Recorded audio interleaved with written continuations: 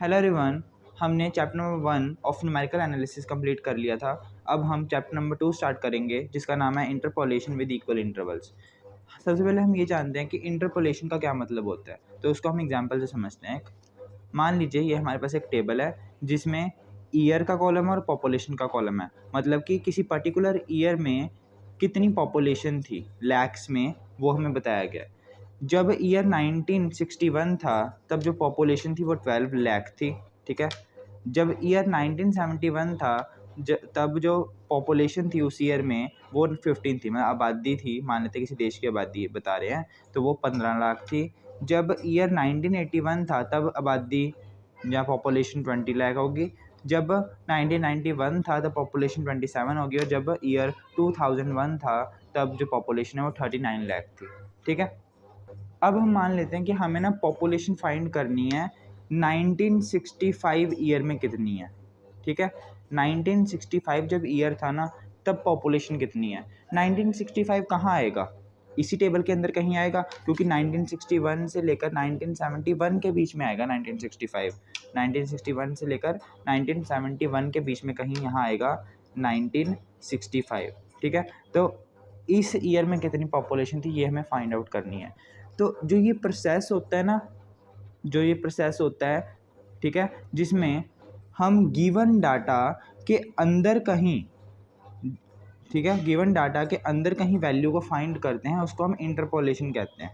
जैसे कि ये हमारे पास गिवन डाटा है, ये गिवन टेबल है, ठीक है। इसी गिवन टेबल के अंदर से हमने कोई पॉइंट उठाया, जैसे कि 1961 और 1971 के बीच में कोई पॉइंट आएगा 1965, ठीक है, ईयर आएगा 1965। तो 1965 पे हमें पॉपुलेशन फाइंड आउट करनी है, तो इस प्रोसेस को हम क्या कहेंगे, इंटरपोलेशन, ठीक है।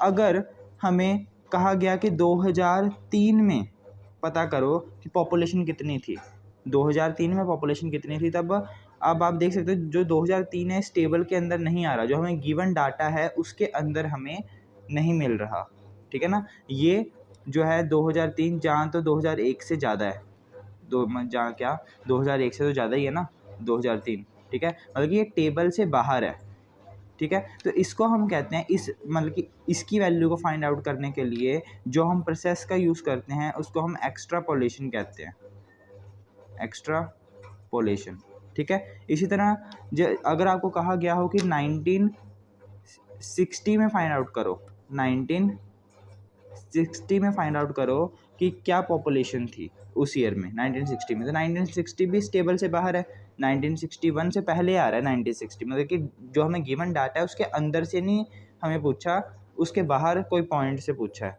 ठीक है।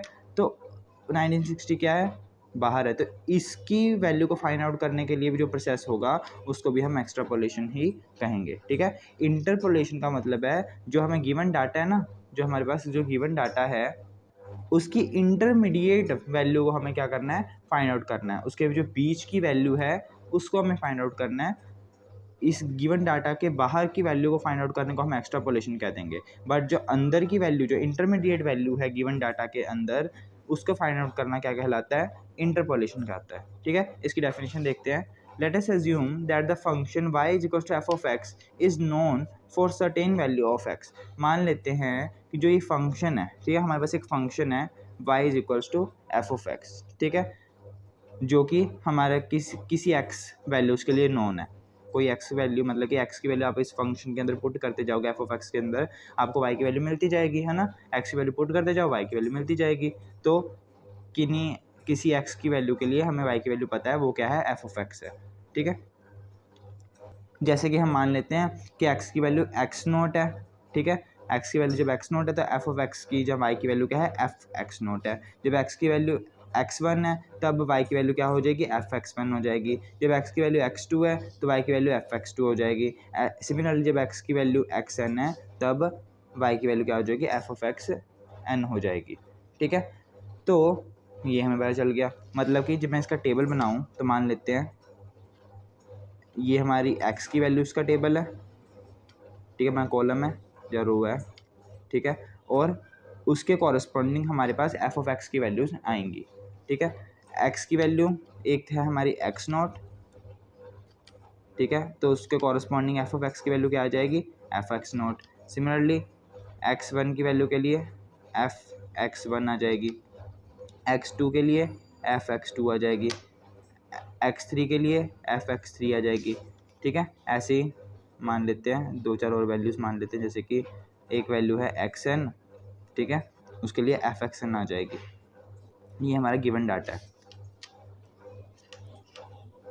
ये हमें कहा गया है यहाँ से यहाँ तक। तो इंटरपोलेशन क्या होती है? The process of finding the values of f of x corresponding to x is equals to x i where x nought less than x i less than x n. मतलब कि ऐसा प्रोसेस, ठीक है, जिसमें हम एफ ऑफ एक्स की value find out करेंगे। F of x की वैल्यू को फाइंड आउट करेंगे कब? जब एक्स क्या होगा? जब एक्स एक्स आई होगा, जब एक्स एक्स आई होगा। ठीक है, और जो ये एक्स आई है ये एक्स नोट और एक्स एन के बीच में है। ठीक है ना, मतलब कि ये हमारी एक्स नोट की वैल्यू है, ये हमारी एक्स एन की वैल्यू है, एक्स नोट और एक्स एन। तो इसी के बीच में कहीं ये एक्स आई लाई कर रहा है। मान लेते हैं कि वो यहाँ लाई कर रहा है, एक्स आई यहाँ है, ठीक है, x1 और x2 के बीच में है, पर है तो वो x नोट और xn के भी बीच में। ठीक है, तो इसी x नोट और xn के बीच में जो लाई कर रहा है उसके लिए हमने क्या की, f ऑफ x की वैल्यू फाइंड आउट करी। तो वो मान लेते हैं कि जो वो value I f of x आई। ठीक है, तो जो ये f ऑफ x आई है, इसको निकालने के लिए जिस प्रोसेस का यूज़ हुआ है वो क्या है? इंटरपोलेशन है। ठीक है, पर अगर हमारी एक्स आई की वैल्यू मान लेते हैं कि एक्स आई की, मतलब जो हमारा एक्स आई है वो एक्स नोट से क्या है? एक्स नोट से छोटा है। एक्स नोट से छोटा होने का क्या मतलब है कि एक्स नोट के इधर लेफ्ट हैंड साइड लाई करेगा। ठीक है, पीछे उसके होएगा, और हमारा डाटा तो एक्स नोट से स्टार्ट हो रहा है, मतलब कि जो ये एक्स आई है अब एक्स नोट से पीछे है। पीछे होने का मतलब कि वो डाटा से बाहर है। ठीक है, तब हमें इसकी वैल्यू फाइंड आउट करनी है, मतलब कि एफ ऑफ एक्स आई की एफ ऑफ एक्स की वैल्यू फाइंड आउट करनी है। तब हम इस प्रोसेस को एक्स्ट्रापोलेशन कह देंगे, क्योंकि ये डाटा के अंदर नहीं है कहीं, ठीक है, डाटा के बाहर है। ठीक है, तब हम इसको एक्स्ट्रापोलेशन कह देंगे। तो आई होप आपको समझ में आ गया होगा कि इंटरपोलेशन क्या होती है। ठीक है, उसके साथ मैंने आपको ये भी बताया कि एक्स्ट्रापोलेशन क्या होती है। तो इस चैप्टर में हमें बस यही पता करना है, हम मतलब कि चैप्टर के नाम से आपको पता चल ही रहा है कि ये इंटरपोलेशन विद इक्वल इंटरवल्स है। इसका मतलब हमें डाटा के अंदर जो है एक्स की वैल्यू गिवन होगी, उसके लिए हमें एफ ऑफ एक्स की वैल्यू को फाइंड आउट करना है। ठीक है, हम एक्स्ट्रापोलेशन के से रिलेटेड क्वेश्चन नहीं करेंगे, हम इंटरपोलेशन से करेंगे। ठीक है, तो देखिए अब हम ये देखते हैं कि हम फाइंड आउट कैसे करते हैं इन वैल्यूज़ को। ठीक है, जो डाटा के अंदर कहीं है वैल्यू, उसको फाइंड आउट कैसे करते हैं, तो देखते हैं। तो ऐसी वैल्यूज़ को फाइंड आउट करने के लिए हमारे पास दो मेथड्स हैं। ठीक है, दो फॉर्मूलाज हैं। एक तो आपके पास होता है न्यूटन्स फॉरवर्ड इंटरपोलेशन फार्मूला, और एक होता है न्यूटन्स बैकवर्ड इंटरपोलेशन फार्मूला। ठीक है, पहला कौन सा है? न्यूटन फॉरवर्ड इंटरपोलेशन फार्मूला, और सेकंड कौन सा है? Newton's backward interpolation formula. ठीक है, न्यूटन फॉरवर्ड इंटरपोलेशन फार्मूला कब लगता है? देखिए, न्यूटन फॉरवर्ड इंटरपोलेशन फार्मूला तब हम यूज़ करते हैं जब हमें वो वाली वैल्यू के लिए F of x find out करना है जो वैल्यू स्टार्टिंग में गिवन है। ठीक है, जैसे कि मान लेते हैं कि हमें एक्स आई के लिए F of x I find out करना है। ठीक है, एफ ऑफ एक्स आई क्या होगा हमारे पास? ठीक है, तो और जो ये एक्स आई है ये ना एक्स नोट और एक्स वन के बीच में है कहीं। कहाँ? एक्स नोट और एक्स वन के बीच में है, यहाँ कहीं है बीच में। तो आप ये देख सकते हो कि इस टेबल के स्टार्टिंग में ही ये लाई कर रहा है एक्स आई। क्या कर रहा है ये एक्स आई? इस टेबल के स्टार्टिंग में ही है कहीं। ठीक है, तो उसके लिए हमें F of x find out करना है।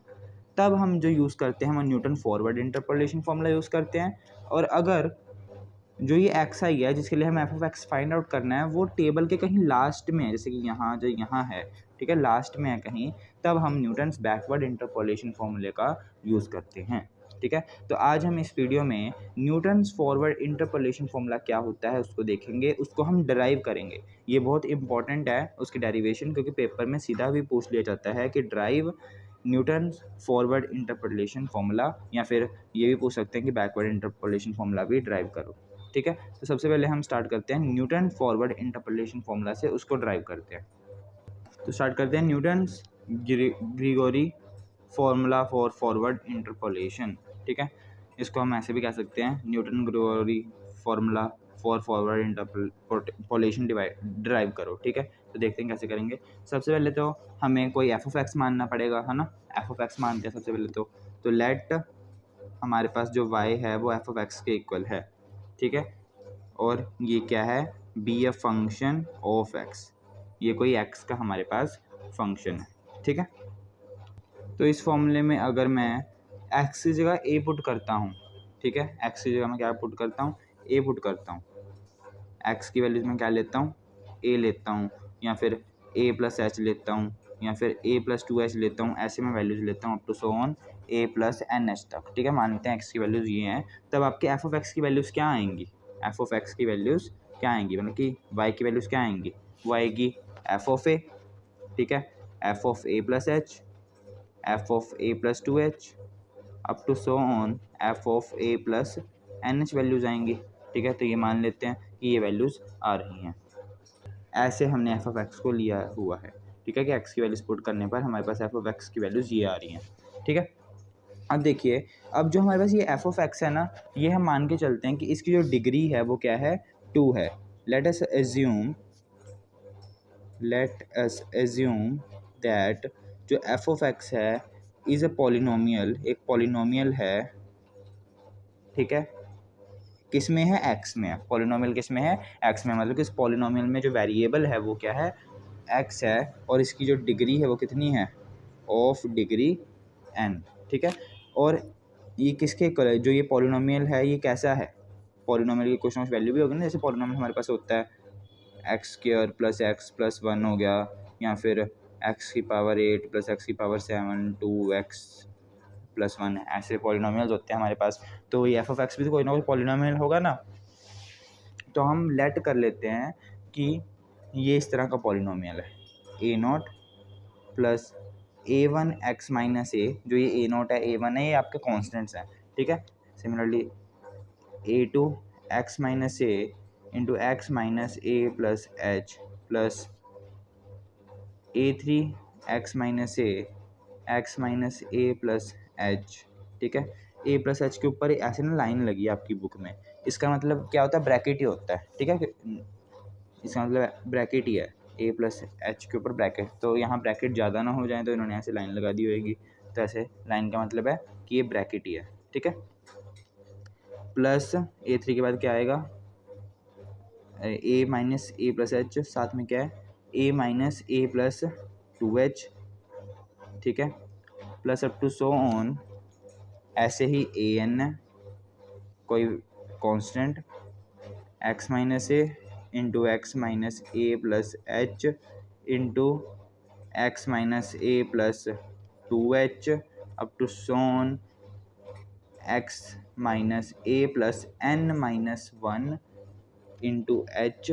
ठीक है, यहाँ तक ये आपका एक पॉलिनोमियल है एफ ऑफ एक्स। ठीक है, ये आपका एफ ऑफ एक्स पॉलिनोमियल है।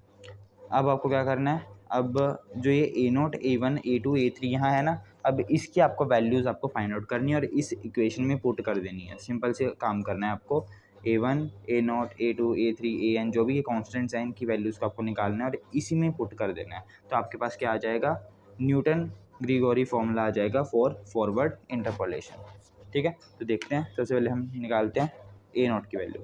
तो ए नोट की वैल्यू के लिए आपको सबसे पहले क्या करना है, इसको मैं इक्वेशन नंबर 1 मान लेता हूँ, putting x is equals to a. ठीक है, x को मैंने a पुट कर दिया, किस में, in equation number 1। Equation number 1 में मैं क्या करता हूँ, x को a पुट कर देता हूँ। जब मैं x को a पुट कर दूंगा इक्वेशन नंबर 1 में, तो आपके पास क्या आ जाएगा, देखिए यहाँ एफ ऑफ एक्स है, तो x की जगह मैंने क्या पुट कर दिया, a पुट कर दिया, is equals to a nought as it is plus a one, और यहाँ भी x है तो a माइनस ए हो जाएगा ये। ठीक है, और a माइनस ए क्या होता है, 0 हो जाएगा, तो ए वन तो यहाँ से गायब हो गया क्योंकि 0 इंटू A1 क्या हो जाएगा, 0 ही हो जाएगा। सिमिलरली जब आप यहाँ पुट करोगे a2 ए माइनस ए, मतलब कि यहाँ ए पुट कर दिया एक्स की जगह, तो ए माइनस ए क्या हो गया, जीरो हो गया। जीरो मल्टीप्लाई हो रहा है इसके साथ भी और इसके साथ भी, तो ये पूरी टर्म जीरो हो जाएगी। सिमिलरली यहाँ भी एक्स माइनस ए है, तो ए माइनस ए यहाँ भी हो जाएगा, पूरी टर्म जीरो होगी। यहाँ भी एक्स माइनस ए है इस पूरे में, तो ये भी और ये सारा जो है आपस में मल्टीप्लाई हो रहा है, ठीक है ना, सारा आपस में मल्टीप्लाई हो रहा है, तो ये जीरो है तो सारी टर्म्स भी जीरो हो जाएंगी। तो इसका मतलब कि जब आप एक्स को ए पुट करते हो तो आपके पास जो एफ ऑफ ए है वो ए नॉट के इक्वल आएगा, ठीक है। इसको मैं मान लेता हूँ इक्वेशन नंबर सेकंड। तो ए नॉट की वैल्यू तो मेरे पास आ गई। अब हमें किसकी वैल्यू निकालनी है, ए वन की वैल्यू निकालनी है। अब क्या करोगे, पुटिंग जहाँ जहाँ अब एक्स है ना, अब वहाँ वहाँ आप ए प्लस एच पुट कर दो। क्या पुट कर दो, ए प्लस एच। तो देखते हैं क्या आएगा, तो ये आ जाएगा f of a plus h, ठीक है। एक्स की जगह मैंने ए प्लस एच पुट कर दिया, is equals to a nought as it is plus a one into में एक्स की जगह मैं क्या पुट कर दूंगा, ए प्लस एच और minus a as it is, ठीक है। ये आ जाएगा प्लस ए टू, यहाँ भी मैं ऐसे पुट कर दूंगा a plus h minus a into में, यहाँ देखिए यहाँ भी x minus a plus H ही है, क्या है, x minus a plus h है। अब अगर मैं एक्स की जगह ए प्लस एच पुट कर देता हूँ तो ए plus h minus a plus H zero ही नहीं हो जाएगा, और ये जो पूरी टर्म है ये भी ज़ीरो हो जाएगी, है ना।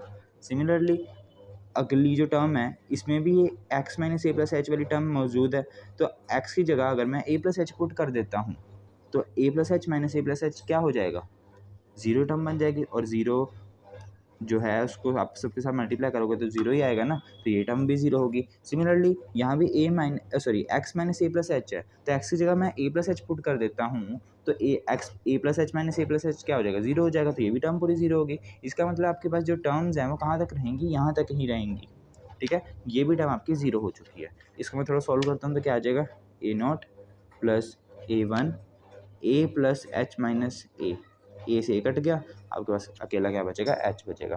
बट आपको वैल्यू यहाँ से किसकी निकालनी है, आपको तो ए वन की वैल्यू निकालनी है, ठीक है ना। और इज इक्वल टू में a plus h as it is.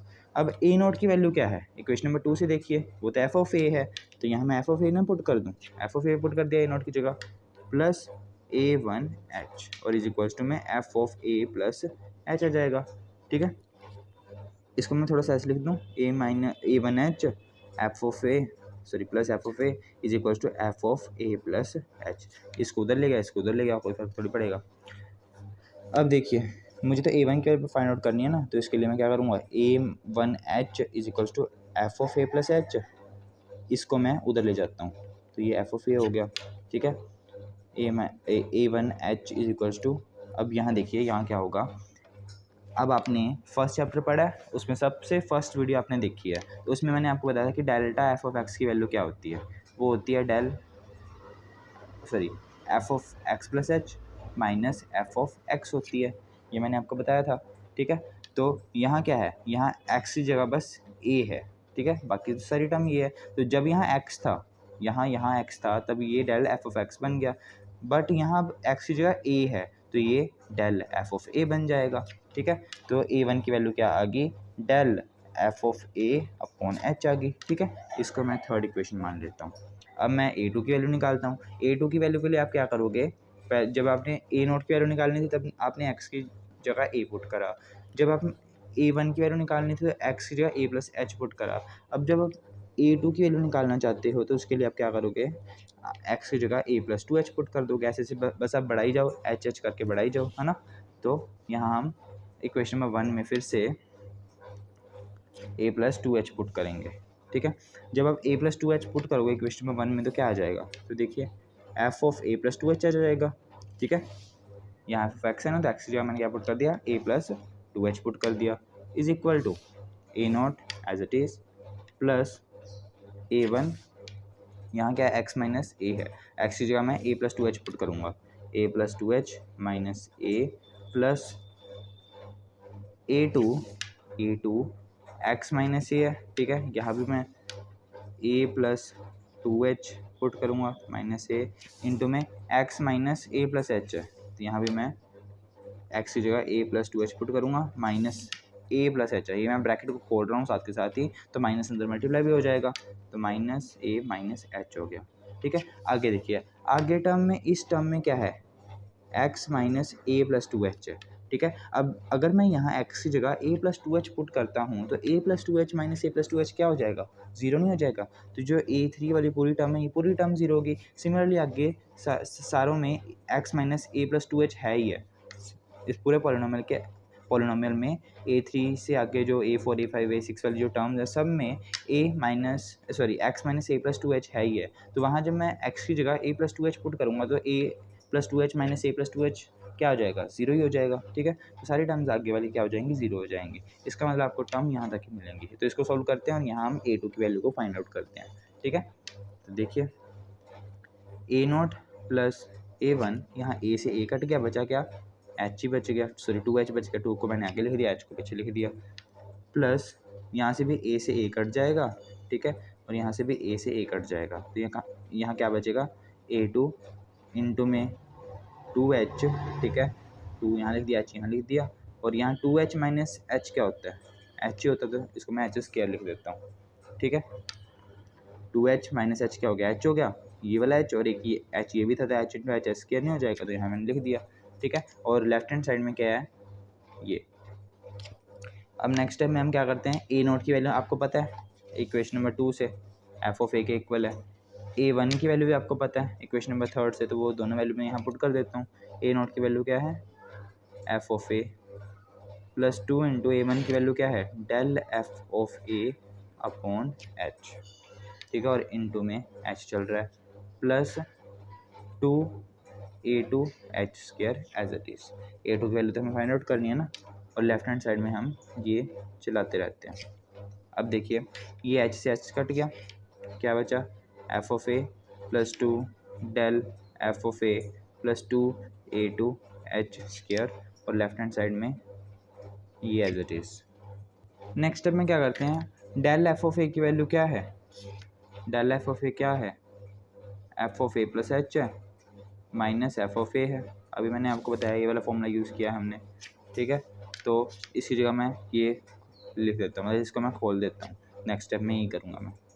तो ये हमारे पास आ गया f a plus two h is equal to f of a plus 2 into, मैं वो डेल एफ ऑफ ए था ना, तो डेल एफ ऑफ ए को मैं खोल देता हूँ, तो यहाँ आ जाएगा f of a plus h minus f of a आ गया, प्लस 2a2 एच स्क्वायर आ गया, ठीक है। हमें a2 की तो वैल्यू फाइंड आउट करनी है, ठीक है।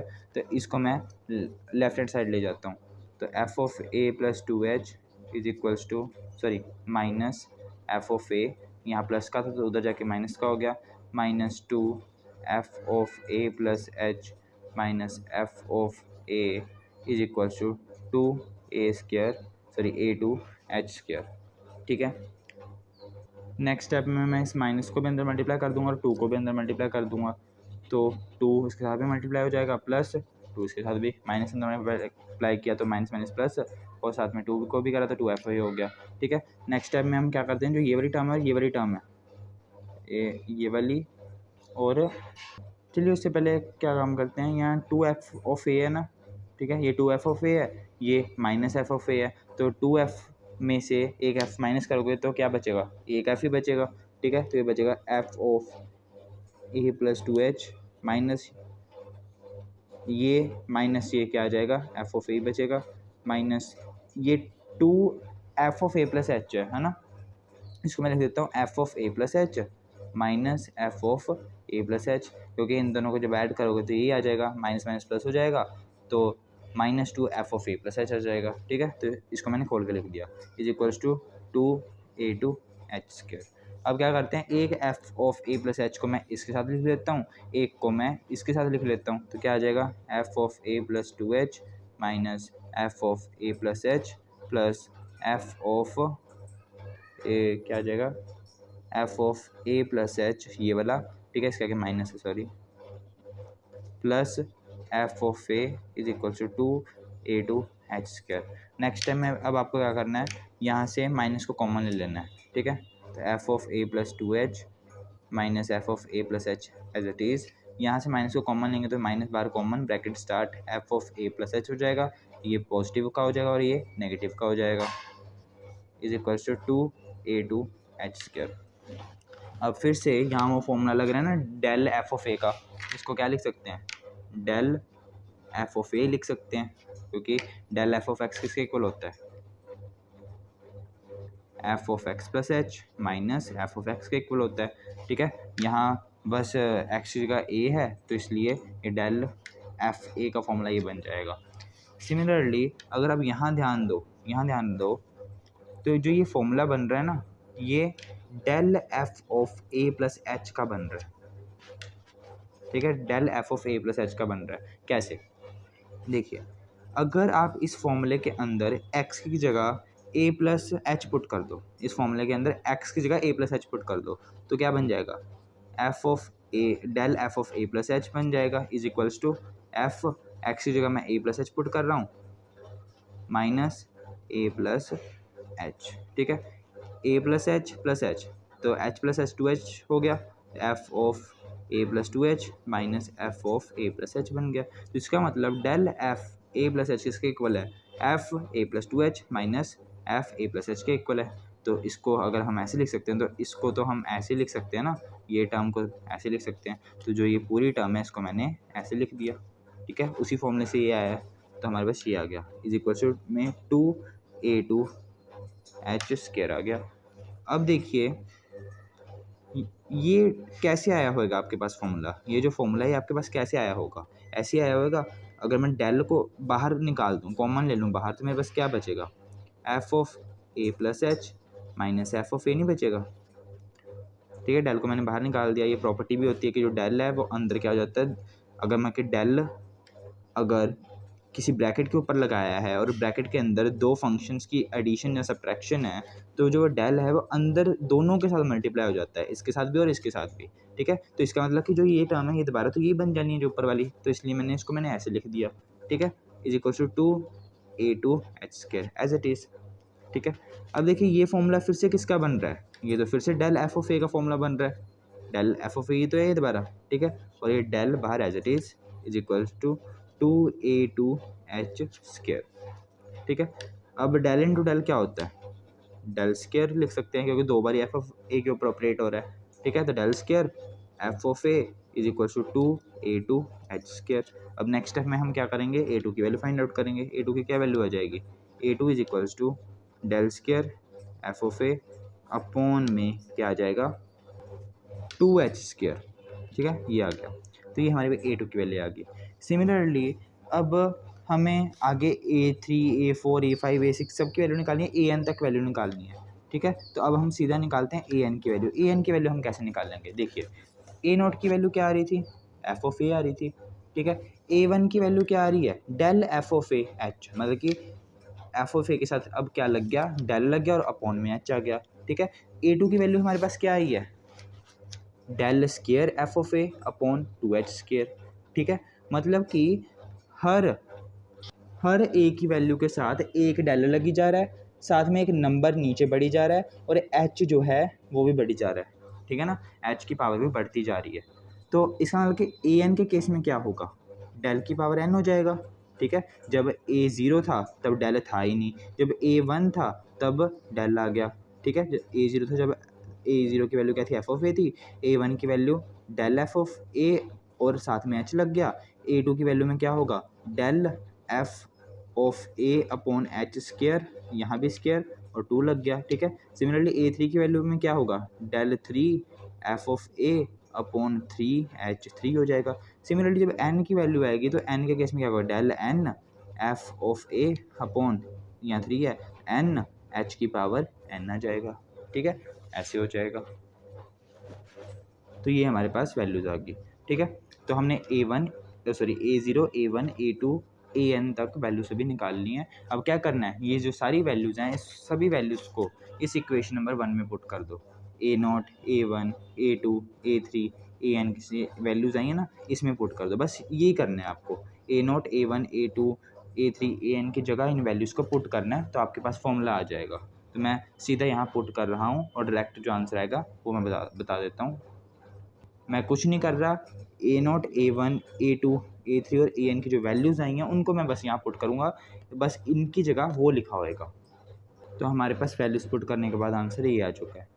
ठीक है, इसी को हम क्या कहते हैं, Newton Gregory formula for forward interpolation.